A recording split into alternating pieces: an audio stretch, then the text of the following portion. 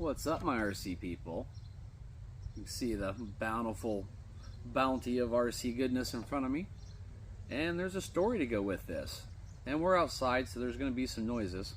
But I was contacted. There's this little shop I like to go to called This and That in Marion, Ohio.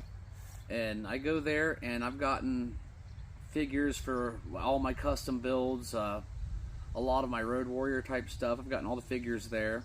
And a couple RC cars here and there. Well, unfortunately, the owner passed, and it's just his wife now running the business and their son. And their son contacted me and he said, hey, I've got these RC cars, there's a Tamiya in there and some stuff.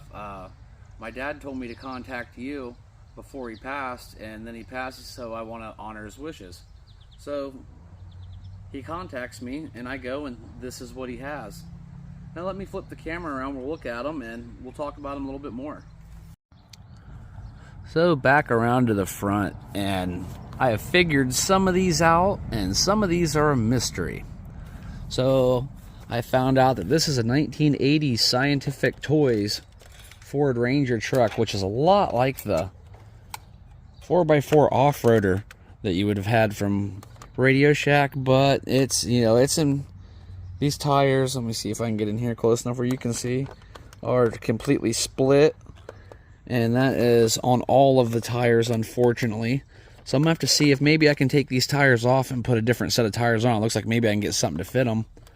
And I don't have the radio, but that is no big deal. We can do a conversion. This has the high and the low range gears. I think this will be a cool one to work with. And then I believe this is a 1987 Mattel Shocker. And this thing is a wheelie car.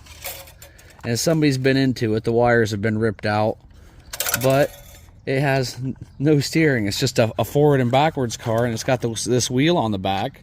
And it would do wheelies. So that might be something fun to mess with. Maybe we could put steering on it and have a wheelie machine. And it's got some pretty cool paddle tires on it. It's really interesting looking. That's what's neat about it.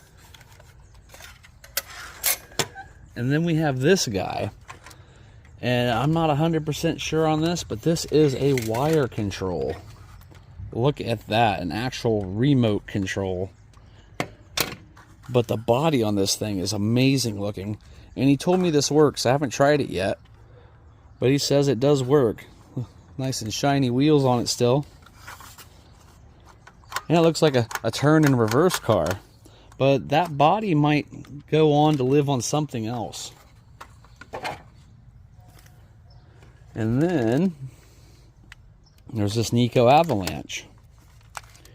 And its tires are right at the limit. They're dry rotted. I can see the little tiny cracks in them. You probably can't see them on camera because they're so small. I might be able to WD-40 these a few times and might get a little bit more life out of them. But it looks like the battery clip's missing, but that shouldn't be hard to solve. Has a Tamiya style plug, the high and low gear, and this might be, I could possibly have a radio for it back there. I pick up all the radios I can when I find them, but this is one I definitely want to mess with. This will be a fun little hobby conversion if nothing else. And then I have a mystery. Need your help on this one if anybody knows what the heck this thing is. Now, I imagine it's some sort of, you know, Radio Shack, Nico style, Tandy style vehicle, because it does say what frequency it is. It looks like it's built in that style. It has the built-in electronics that you can't repair. But I have no idea what the heck this thing once was. Well, that's a little bit of a mystery on that one. And I think it's pretty well dead, but I'd still like to know what it is. So if anybody's seen one of these before, leave in the comments. I'd really like to check that out. And this is probably the coolest thing for me, because I am in the middle of restoring a Tamiya Fox. And lo and behold, they have this poor Tamiya Fox that has just had the ever-living crap kicked out of it.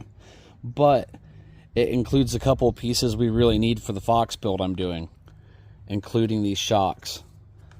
My other shocks are bent, and this one has both shocks, and the shocks look to be in proper order. So that can be all rebuilt and repaired. This car will end up being a donor car, as you can see from look at the amount of JB weld on this poor guy. Somebody really had some fun with this thing.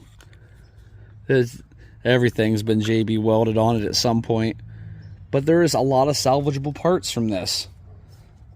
Look, they even JB welded the antenna on. I'm kind of interested what's in there when I open it up. I know there's gonna be a manual speed controller, I just know it. And I want to look at this motor and see what they got. But they definitely had some fun with this one. The tires are split badly, and the wheels have lost their gold. But it looks like we still spin. That's a good sign.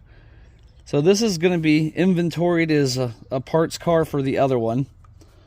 But really, really cool on that one. And then possibly,